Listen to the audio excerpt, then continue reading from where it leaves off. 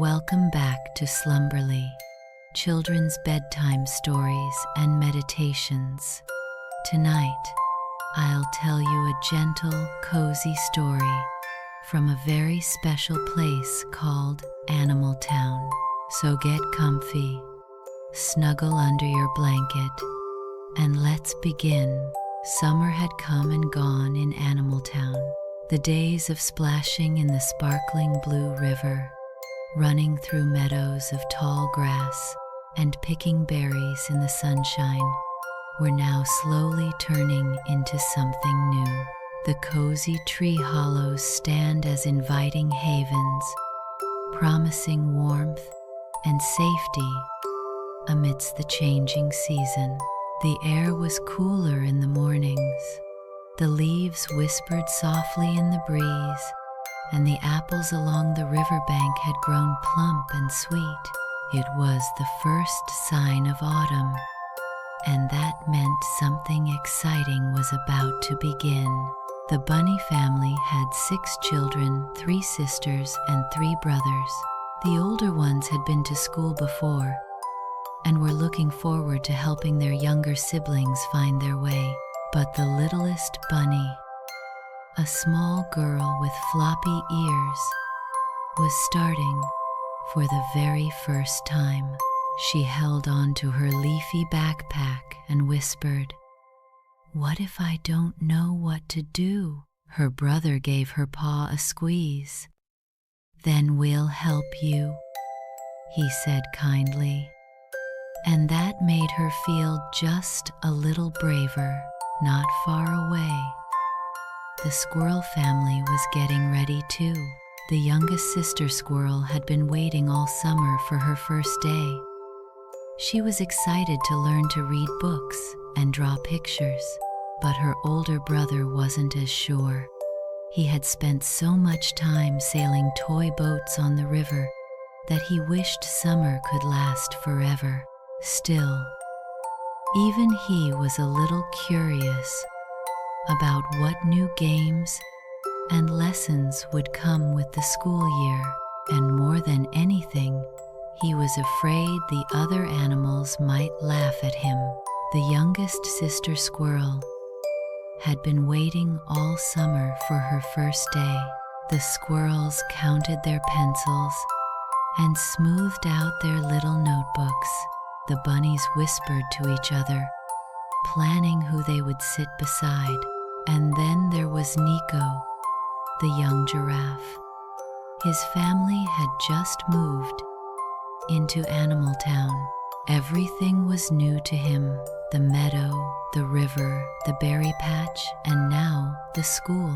He wanted so badly to fit in, but he couldn't stop worrying. You see, Nico's neck was very, very long, and the schoolhouse, though beautiful with its blue walls and bright flowers, was not very tall. He was afraid that he wouldn't even fit inside the classroom, and more than anything, he was afraid the other animals might laugh at him. So he kept quiet, and he kept his worries to himself.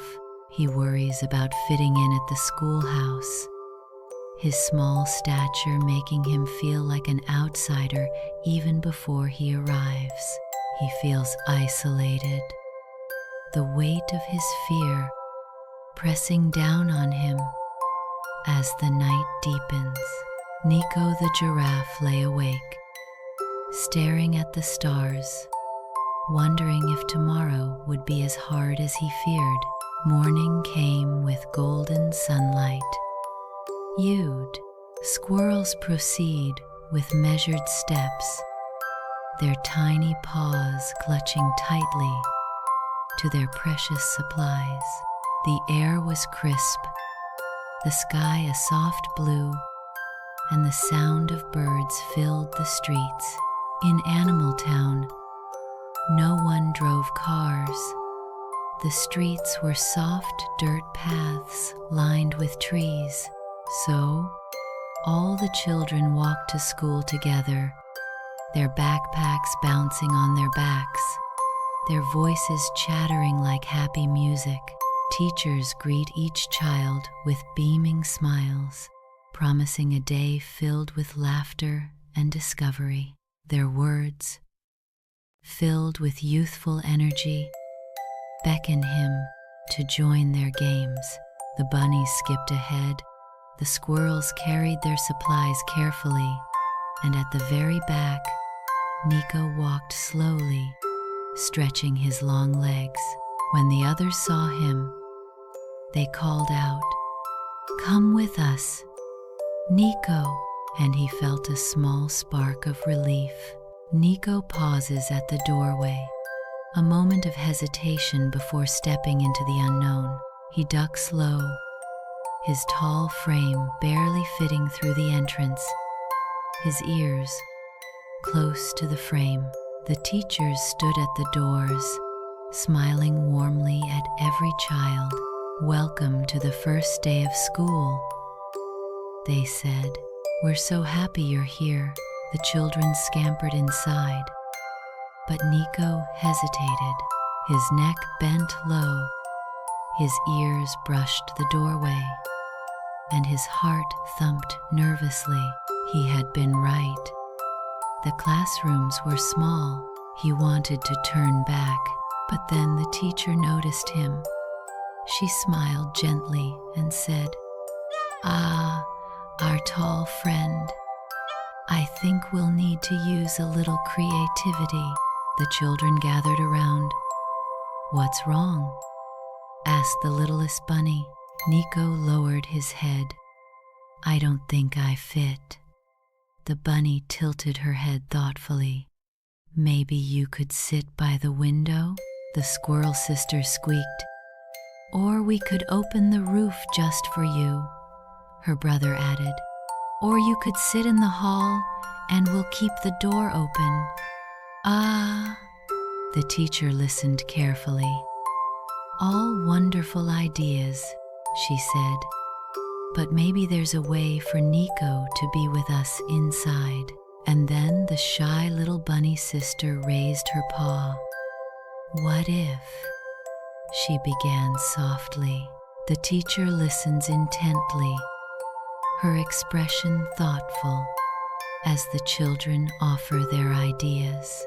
"We made a special window in the wall, just for him. He could sit on the stairs, and his head could peek right into the classroom." Everyone smiled.